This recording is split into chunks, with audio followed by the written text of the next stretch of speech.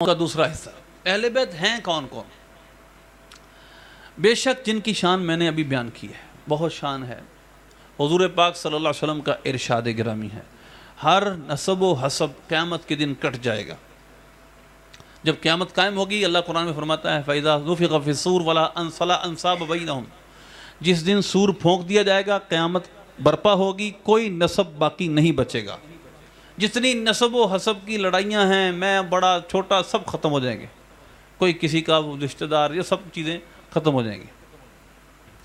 لیکن فرمایا، حضور پاک نے فرمایا ہر نسب و حسب ختم ہو جائے گا سوائے میرے نسب و حسب کے۔ آپ کا نسب و حسب قیامت کے دن بھی باقی ہوگا۔ یہ شرافت و شرف اس نسب و حسب کو حاصل ہے۔ اچھا، اب حضور پاک صلی اللہ علیہ وسلم کے یہ پنجتن پاک آپ صلی اللہ علیہ وسلم کے اہل بیت بھی یقیناً ہیں، اور آپ کی نسل پاک، آپ صلی اللہ علیہ وسلم کی نسل پاک حسنین کریمین سے آگے چلی۔ حضور پاک صلی اللہ علیہ وسلم کا جو نسب ہے حضرت حسنین کریمین سے آگے چلا۔ حضور کے 3 یا 2 یا 4 شہزادے، مختلف قول ہیں، حضرت ابراہیم، حضرت قاسم، حضرت عبداللہ، اور وہ تینوں ہی یا 2 ہی بچپن کے اندر انتقال کر گئے۔ حضرت عبداللہ بن ابی اوفا رضی اللہ عنہ کی صحیح بخاری میں حدیث ہے کہ اگر اللہ نے نبوت کا سلسلہ جاری رکھنا ہوتا، اگر اللہ نے نبوت کا سلسلہ جاری رکھنا ہوتا تو اللہ اپنے حبیب کے بیٹوں کو بچپن میں اپنے پاس نہ بلاتا، ان کو جوانی کی عمر دیتا اور ان کو بھی نبی بناتا۔ لہذا اللہ نے قرآن میں فرما دیا ما کان محمد نبا احد من رجالکم ولکن رسول اللہ وخاتم النبیین۔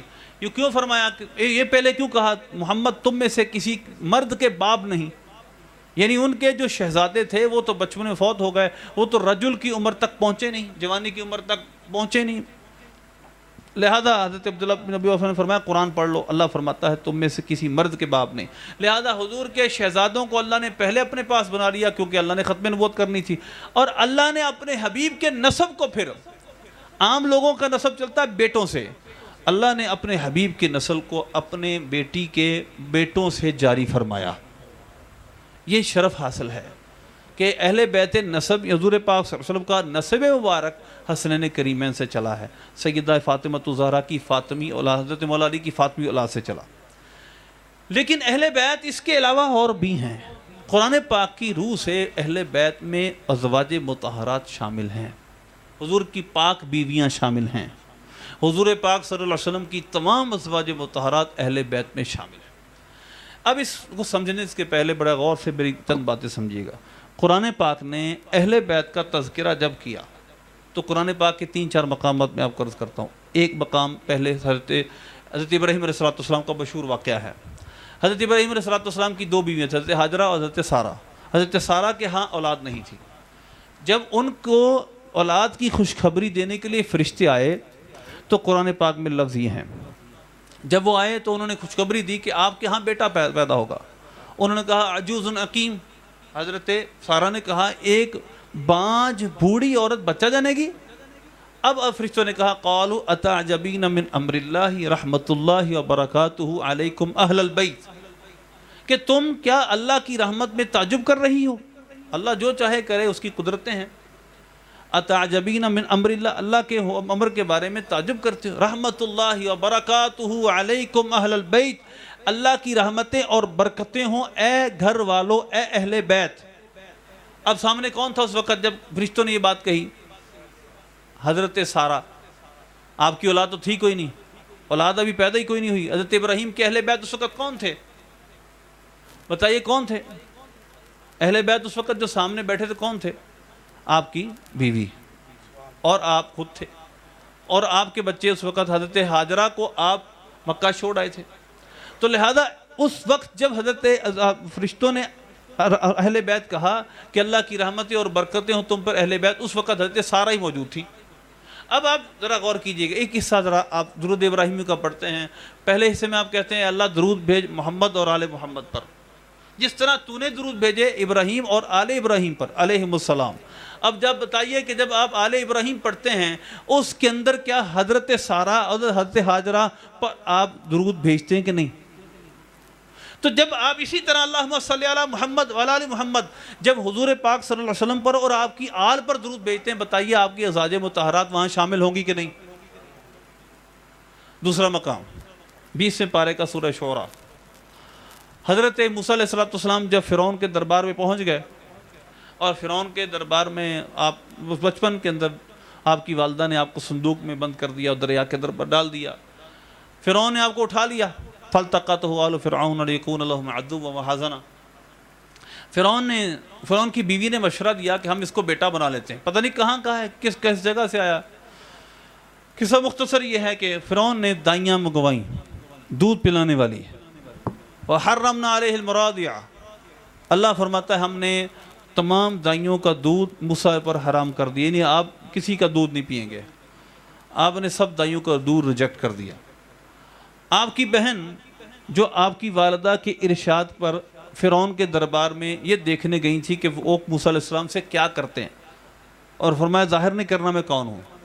انہوں نے ایک کونے سے کہا هل ادلکم علی اہل بیت یکفلونہ لکم وہم لہ ناصحون، میں تمہیں ایک ایسے گھر والوں کی خبر نہ دوں جو اس کی پرورش کرے گی اور کریں گے اور وہ اس کے خیر خواہ ہوں گے۔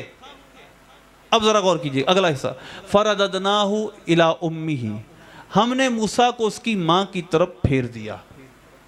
اب یہاں اہل بیت کون کون ہیں؟ یہاں قرآن پاک نے جو اہل بیت بولا ہے، موسیٰ علیہ السلام کے اس وقت کون کون تھے؟ آپ کی والدہ تھی، آپ کی بہن تھی، یہ اس وقت اہل بیت تھے، حضرت موسیٰ علیہ السلام کے گھر والے تھے۔ تو قرآن پاک کی روح سے والدہ بھی اہل بیت میں ہے، بہن بھی اہل بیت میں شامل ہے۔ اب آجئے سورہ احزاب کی اس آیت پر، انما یرید اللہ لیذہب عنکم الرجس اہل البیت، کہ اللہ کا یہی ارادہ ہے کہ اے میرے نبی کے گھر والوں تم کو پاک کرتے، تم سے پلیدی کو دور کر دے۔ اب اس کے اندر کون کون شامل ہیں؟ پہلے ایک اور بات سن لیجئے بڑی غور کے ساتھ، قرآن پاک جب اہل بیت کا تذکرہ کرتا ہے تو مذکر کے صیغے استعمال ہوتے ہیں، کیونکہ وہ سامنے والے یہ استدلال کرتے ہیں اگر اس میں ازواج مطہرات شامل ہیں تو یہاں تو علیکم کی مذکر ضمیر ہے۔ تو یاد رکھیے جتنی آیتیں میں نے ابھی پیچھے پڑھی ہیں وہ سب مذکر کے صیغوں کے ساتھ ہیں۔ قرآن پاک یکفلونہ اہل بیت یکفلون وہم لہ ناصحون، یہ سب مذکر کے صیغے علماء جانتے ہیں، یہ مؤنث کی صیغے نہیں ہیں۔ قرآن پاک کا مزاج یہ ہے جب اہل بیت کا تذکرہ قرآن کرتا ہے تو کیونکہ اس میں مرد اور عورت سب شامل ہوتے ہیں تو اس کو کہتے ہیں مرد کو غلبہ دینا، تغلیب دینا، تو لہذا تغلیب کے طور پر مذکر کے صیغے استعمال کیے جاتے ہیں۔ یہ بھی ان کا اعتراض ہے، جی یہاں پر تو علیکم ضمیر مذکر کی ہے، آپ اس میں ازواج مطہرات شامل کرتے، تو پیچھے جو میں نے آیتیں پڑھی ہیں وہاں بھی مذکر کے ہی صیغے ہیں، لیکن سامنے ازواج مطہرات، سامنے جو ہیں حضرت سارہ ہیں، حضرت ابراہیم کی بیوی ہیں، اور حضرت موسیٰ علیہ السلام کی بہن اور آپ کی والدہ ہیں۔ پہلے یہ سمجھیے کہ قرآن پاک نے جہاں بھی اہل بیت کا تذکرہ کیا ہے وہاں مذکر کی صیغوں کے ساتھ کیا، کیونکہ اہل بیت میں مذکر اور مؤنث دونوں شامل ہوتے ہیں، تو اس کو کہتے ہیں غلبہ دینا مذکر کو مؤنث پہ۔ اب ان آیت کو ذرا غور سے سنیے گا، یہ جو سورہ احزاب کی آیت ہے 22ویں پارے کا پہلا رکوع ہے، یہ شروع ہوتا ہے 21ویں پارے کے، یہ رکوع شروع ہوتا ہے 21ویں پارے سے۔ صلو علی الحبیب۔ اللہ نے قرآن پاک میں اپنے حبیب صلی اللہ علیہ وسلم کی ازواج مطہرات کے متعلق فرمایا، یا ایھا النبی قل لازواجک ان کنتن تریدن الحیاۃ الدنیا وزینتہا فتعالین امتعکن وسرحکن سراحا جمیلا۔ اے حبیب اپنے ازواج مطہرات سے فرمائیے اگر تمہیں دنیا کی زندگی چاہیے، دنیا کی اس کا سامان چاہیے، آؤ تمہیں طلاق کے وقت کا سامان دیتا ہوں، تمہیں فارغ کر دیتا ہوں۔ نبی پاک صلی اللہ علیہ وسلم کی بارگاہ میں ازواج مطہرات آئیں، انہوں نے زیادہ خرچے کا مطالبہ کیا تو اللہ نے قرآن پاک میں اپنے حبیب کو فرمایا ان کو فرمائیے اگر ان کو خرچہ زیادہ چاہیے تو پھر آپ کی رفاقت ان کو چھوڑنی پڑے گی، آپ کا ساتھ چھوڑنا پڑے گا۔ اب اللہ نے فرمایا کہ آپ حبیب سے یہ فرمائیے وَإِن كُنتُنَّ تُرِدُنَ اللَّهَ وَرَسُولَهُ وَالدَّارَ الْآخِرَةَ فَإِنَّ اللَّهَ أَعَدَّ لِلْمُحْسِنَاتِ مِنكُنَّ أَجْرًا عَظِيمًا، اور اگر یہ آخرت کا گھر چاہتی ہیں، اللہ رسول کو چاہتی ہیں، تو ان میں جو نیک ہیں اللہ نے ان کے لیے بڑا اجر تیار کر رکھا ہے۔ اب ازواج مطہرات کو حضور نے جمع کر کے یہ آیتیں سنائیں اور جلدی نہ کرنا، مشورہ کر لو۔ تمام ازواج مطہرات نے عرض کی یا رسول اللہ ہم نے آپ کے ساتھ ہی رہنا ہے، یہ ایک تقاضۂ بشریت، ایک مطالبہ تھا، ہم نے آپ کے ساتھ ہی رہنا ہے۔ سیدہ عائشہ صدیقہ سے بھی حضور نے فرمایا، عرض کی یا رسول، آپ نے یہاں تک فرمایا اپنے والدین سے مشورہ کر لینا۔ حضرت سیدہ عائشہ صدیقہ عرض کرنے لگی، یا رسول اللہ میں آپ کے بارے میں اپنے والدین سے مشورہ کروں گی کہ آپ کے ساتھ رہنا ہے کہ نہیں؟ آپ کے ساتھ ہی رہنا ہے، دنیا اور آخرت میں آپ کے ساتھ رہنا ہے، یہ تو سعادت ہے ہماری۔ اس کے بعد اللہ نے فرمایا، یا نساء النبی من یأتی منکن بفاحشۃ مبینۃ یضاعف لها العذاب ضعفین، اے میرے نبی کے گھر والیو، جو تم میں کوئی گناہ کریں گی میں اس کی سزا بھی دگنی دوں گا۔ میرے نبی کے گھر میں ہو، اگر کوئی گناہ کرو گی تو سزا بھی کیا ہوگی؟ دگنی ہوگی۔ پھر 22واں پارہ شروع ہوتا ہے، پہلی آیت، وَمَن يَقْنُتْ مِنكُنَّ لِلَّهِ وَرَسُولِهِ وَتَعْمَلْ صَالِحًا نُؤْتِهَا أَجْرَهَا مَرَّتَيْنِ، جو تم میں اللہ رسول کی فرمانبرداری کریں گی، یعنی نیک کام کریں گی، اس کو میں اجر بھی دگنا دوں گا، اجر بھی دگنا ملے گا۔ اگلی آیت میں فرمایا، یا نساء النبی لستن کاحد من النساء، اے میرے نبی کے گھر والیو تم عام عورتوں کی طرح نہیں ہو، ان اتقیتن فلا تخدعن بالقول، اگر تم اللہ سے ڈرتی ہو تو بات کرنے میں نرمی نہ کرنا۔ جب بات کسی اجنبی سے بات کرنے کا کبھی موقع ملے، مجبوراً بات کرنی پڑے، تو لجاجت سے بات نہیں کرنی، کو دل کے اندر کوئی نرمی پیدا کرے اپنے بارے میں، تو لہذا اس لیے ان سے بات کرتے وقت اپنے جو الفاظ ہیں اس طرح نہیں رکھنے کہ اس کے دل میں کوئی بات آئے۔ فلا تخدعن بالقول، پھر فرمایا ولا تبرجن تبرج الجاہلیۃ الاولیٰ، اپنے گھروں میں رہو، وقرن فی بیوتکن ولا تبرجن تبرج الجاہلیۃ الاولیٰ، اپنے گھروں میں رہو اور زمانہ اول آنے والے دور کی جو بے پردگی ہے اس طرح کی بے پردگی مت اختیار کرو، وقمن الصلاۃ وآتین الزکاۃ، اور نماز قائم کرو اور زکوٰۃ دو۔ یہ آیتیں ہوئیں، یہاں پر اللہ نے اپنے حبیب صلی اللہ علیہ وسلم کی ازواج مطہرات کو کچھ آداب سکھائے، کچھ حکم دیے، گھروں میں رہنا ہے، نماز قائم کرنی ہے، زمانہ جاہلیت کی بے پردگی نہیں کرنی، کوئی بات کرے تو اس سے بات کرنے کا طریقہ یہ ہے، گناہ کرو گی تو یہ سزا ہے، نیکی کرو تو یہ جزا ہے۔ اب فرمایا انما یرید اللہ لیذہب عنکم الرجس اہل البیت، اللہ کا یہی ارادہ ہے کہ میرے نبی کے گھر والوں تمہیں پاک کر دے۔ اب بتائیں کن کی بات ہو رہی ہے؟ یہ آیت کس کے بارے میں کہہ رہی ہے؟ اللہ کا ارادہ تم کو پاک کر دے، وَيُطَهِّرَكُمْ تَطْهِيرًا، تمہیں پاک کر دے، تم سے پلیدی کو دور، اور کیسے پاک کرے؟ جیسے پاک کرنے کا حق ہے۔ ابھی بات ختم، اس سے آگے پڑھیں، وَيُطَهِّرَكُمْ تَطْهِيرًا، اگلی آیت بھی ازواج مطہرات کے بارے میں۔ تو اب یہ آگے سیاق سباق سارا پڑھ لیں، اس کو کہتے ہیں طریقہ تطہیر۔ اللہ نے اس آیت کے اندر یہ کہا کہ اللہ کا ارادہ کیا ہے؟ تمہیں پاک کر دے۔ تو پچھلی اگلی آیتوں میں اللہ نے طریقہ تطہیر بیان کیا کہ پاک اللہ کرے گا کیسے۔ یہ جو کچھ تمہیں بتا رہا ہے اس لیے ہے اللہ تمہیں پاک کر دے۔ اب ان آیتوں سے ازواج مطہرات کو باہر نکال دینا، یہ قرآن پاک کے بالکل سیاق اور سباق کو بدلنا ہے، قرآن پاک کی ڈائریکٹ تعلیمات کو تبدیل کرنا ہے۔ آپ نے صرف آیت کا یہ حصہ سنا، انما یرید اللہ لیذہب عنکم الرجس اہل البیت، بلا شک و شبہ اس میں پنجتن پاک بھی شامل ہیں۔ جیسے میں نے پہلے عرض کیا، جب قرآن پاک اہل بیت کی بات کرتا ہے تو مذکر کے صیغے کیوں استعمال کرتا ہے؟ کیونکہ اس کے اندر سب شامل ہوتے ہیں، تو ازواج مطہرات بھی شامل ہیں اور اس کے علاوہ جو اہل بیت سب شامل ہیں۔ اللہ کا سب کے بارے میں ارادہ یہ ہے، اللہ ان کو پاک کرے گا، اللہ ان کو ستھرا کرے گا، ان سے پلیدی کو دور کر دے گا۔ تو لہذا ازواج مطہرات بھی اہل بیت میں شامل ہیں، نبی پاک صلی اللہ علیہ وسلم کی یہ پاک بیویاں جہاں جہاں اہل بیت کی شان آتی ہیں اس میں شامل ہیں۔ ہاں کچھ جو میں نے پنجتن پاک کی بات کی ہے، نبی پاک صلی اللہ علیہ وسلم کی یہ آل آبا جن کو حضور نبی پاک صلی اللہ علیہ وسلم نے اپنے چادر کے تلے لیا تھا، ان کی ایک خصوصی شان یہ ہے کہ یہ نبی پاک صلی اللہ علیہ وسلم کے وہ اہل بیت ہیں جن سے حضور کی نسل آگے چلی ہے، قیامت تک حضور پاک صلی اللہ علیہ وسلم کی نسل ان سے آگے چلے گی۔ اور آپ اگر حدیثوں کی کتابوں کا مطالعہ کریں گے، مثلا مشکات میں جہاں فضائل اہل بیت ہیں، وہاں پر حضرت عباس کا تذکرہ بھی کرتے ہیں، حضور پاک صلی اللہ علیہ وسلم کے چچا حضرت عبداللہ بن عباس کا تذکرہ بھی کرتے ہیں، حضرت جعفر طیار مولا علی کے بڑے بھائی حضرت جعفر طیار غزوہ موطا میں جو شہید ہوئے، غزوہ موطا کے اندر آپ کی شہادت ہوئی، آپ کا تذکرہ بھی اہل بیت میں ہوتا ہے۔ اور یہ حدیث آتی ہے کہ غالباً حضرت عمر فاروق، حضرت ابوبکر صدیق کہا کرتے تھے حضرت عبداللہ بن جعفر سے، حضرت جعفر طیار کے بیٹے سے، یا ابن ذی الجناحین، اے دو پروں والوں کے بیٹے۔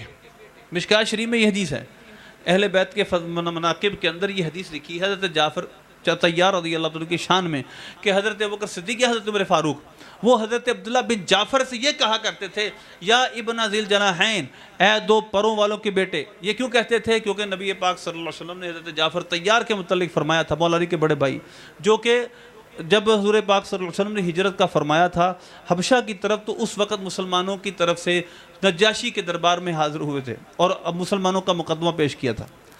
یہ جب شہید ہوئے جنگ موطا میں، نبی پاک صلی اللہ علیہ وسلم نے خبر دی کہ یہ حضرت جعفر طیار جنت میں اڑ رہے ہیں، جنت میں سیر کر رہے ہیں، اڑ رہے ہیں، تو اس وجہ سے ان کو جعفر طیار کہا جاتا ہے۔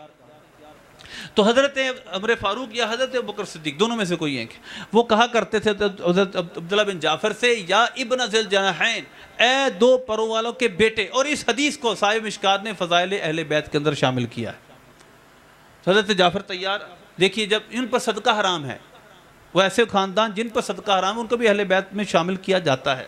آل جعفر، آل عقیل، آل علی، یہ وہ تمام خاندان ہیں جن پر زکوٰۃ لینا ناجائز ہے۔ حضرت جعفر طیار رضی اللہ تعالیٰ عنہ کے بیٹے حضرت عبداللہ، یہاں پر ایک اور بات کر دوں، حضرت عبداللہ حضرت امیر معاویہ رضی اللہ تعالیٰ عنہ کے دوست تھے۔ اب میں حیرت انگیز بات بتانے لگا ہوں، بعض لوگ کہتے ہیں کہ آپس میں دشمنیاں تھیں اہل بیت کی اور حضرت امیر معاویہ کی، کوئی دشمنی نہیں تھی، ایک اختلاف ہو جانا اور بات ہے، دشمنی اور چیز کا نام ہے۔ جب حضرت امیر معاویہ کا انتقال ہونے لگا، آپ نے فرمایا، یزید سے کہا تھا، میرا مدینے میں ایک دوست ہے، میرا مدینے میں ایک دوست ہے، اس کا خیال رکھنا۔ وہ دوست کون ہے؟ عبداللہ بن جعفر، حضرت مولا علی کے بھتیجے۔ اے یزید، اس کا خیال رکھنا کیونکہ وہ میرا دوست ہے۔ تو اہل بیت عظام کے اندر ان نفوس قدسیہ کو محدثین نے بھی شامل کیا ہے۔ اور اسی طرح جب ہم درود شریف پڑھتے ہیں، اللہم صلی علی محمد و آل محمد، یہاں تک تو ایک اور حدیث ہے طبرانی شریف میں اور مختلف حدیث کی کتابوں میں ہے، نبی پاک صلی اللہ علیہ وسلم کا ارشاد گرامی، کیونکہ اہل اور آل تھوڑا سا عمومی لفظ ہے، اہل سے آل عمومی لفظ ہے، قرآن پاک نے اس کو عموم کے طور پہ استعمال کیا، مثلا آل فرعون، آل موسیٰ، آل ہارون، اس سے مراد وہ سارا قبیلہ ہوتا ہے جو اس شخصیت کے زیر اثر ہوتا ہے۔ فرعون والوں کو اللہ نے آل فرعون کہا، ساری قوم کو، موسیٰ علیہ السلام کی ساری قوم کو آل موسیٰ کہا، آل عمران آپ کی ساری اولاد اور سارے کنبے کو آل عمران کہا سورہ آل عمران کے اندر۔ تو جب آل کا لفظ بولا جاتا تو آل ویسے بہت عمومی لفظ ہے۔ نبی پاک صلی اللہ علیہ وسلم کا ارشاد کا مفہوم ہے، میری آل، آلی کل تقی آلی، میرا آل کیا ہے؟ ہر تقی، یعنی ہر پرہیزگار مومن میری آل ہے، یہ حدیث پاک ہے۔ تو لہذا جب آل کا لفظ بولا جاتا ہے تو وہ تو ویسے بڑا عام ہے۔ اس وجہ سے یہ بات یاد رکھیے، جب ہم اہل بیت کو مانتے ہیں تو بلا شک و شبہ پنج تن پاک کی بڑی شان ہے۔ اس کے علاوہ اور بھی اہل بیت کے اندر شامل ہیں، ہم جب شان بیان کریں گے تو وہ بھی انڈرسٹوڈ ہے، اس شان کے اندر شامل ہوں گے، ازواج مطہرات بھی اس شان میں شامل ہوں گی۔ بہت جگہ ایسا ہے، نبی پاک صلی اللہ علیہ وسلم کا صحیح بخاری کے اندر ارشاد ہے، حضرت سیدہ عائشہ صدیقہ رضی اللہ عنہا بلکہ فرمان ہے کہ بہت دن گزرتے تھے ہمارے اہل بیت، نبی پاک صلی اللہ علیہ وسلم کے گھر والوں کے پاس، ہم اہل بیت کے پاس کھانے کے لیے کچھ نہیں ہوتا تھا، یہ لفظ ہے صحیح بخاری کے، ہم اہل بیت یعنی ہمارے گھروں میں، ازواج مطہرات کے گھروں میں کھانے کے لیے کچھ نہیں ہوتا تھا۔ اس وجہ سے اہل بیت کے اندر یہ سب رشتے دار شامل ہیں۔ اللہ سے دعا ہے اللہ ہمیں صحیح معنوں میں ان کی محبت، ان کی عقیدت عطا فرمائے اور ہر طرح کی بد مذہبی سے ہمیں بچنے کی توفیق عطا فرمائے، آمین بجاہ